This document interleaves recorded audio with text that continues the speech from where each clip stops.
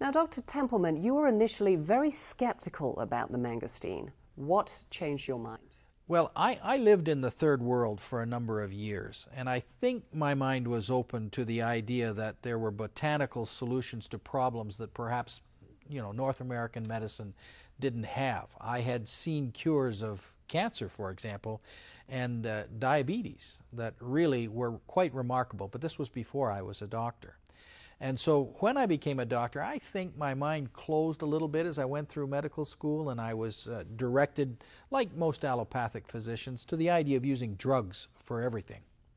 However, I learned about the limitations of drugs early on.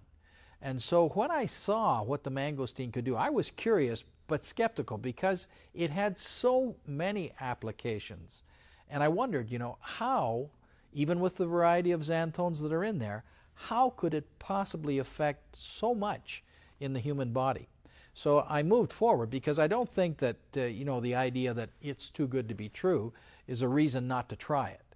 And so I did move forward, and I must admit that my skepticism ebbed as I saw the results across the spectrum of health problems. And so I was convinced. In fact, I had a patient who came in to see me. I was practicing in southern Georgia. And this gentleman came in to see me, and he was in bad shape. He hadn't been able to speak properly for about 3 days. He'd had difficulty getting in fluids, and he hadn't been able to eat at all.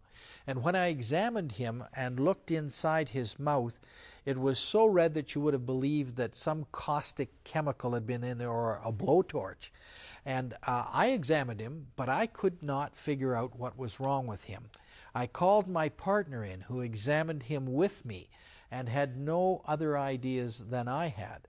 I then sent him post-haste to a hospital to see a specialist, an ear, nose, and throat specialist, who, using fiber optic tools, was able to look down his trachea, his breathing tube, and his esophagus, his swallowing tube, and called me and told me that that inflammation I could see in his mouth continued down as far as he was able to see with his fiber optic tools.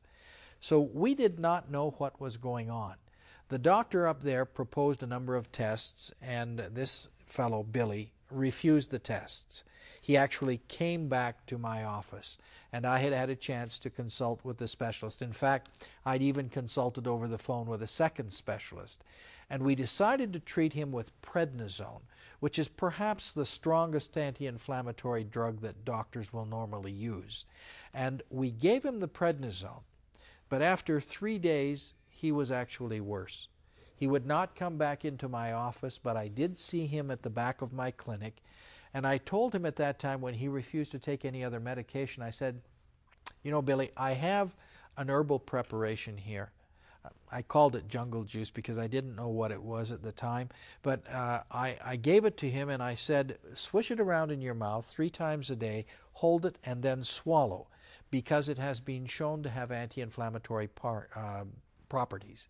Now, I did not know what to expect.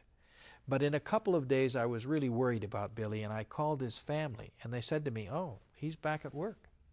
So I brought him back in, and when I examined him again and was able to look at his mouth, even though there had been some changes in his hands and in his feet, his mouth was completely clear. The inflammation that we had not been able to change using the most potent medication we had on hand was gone. And I thought, that's a pretty good example of nature outstripping science. Dr. Templeman, that was just a remarkable account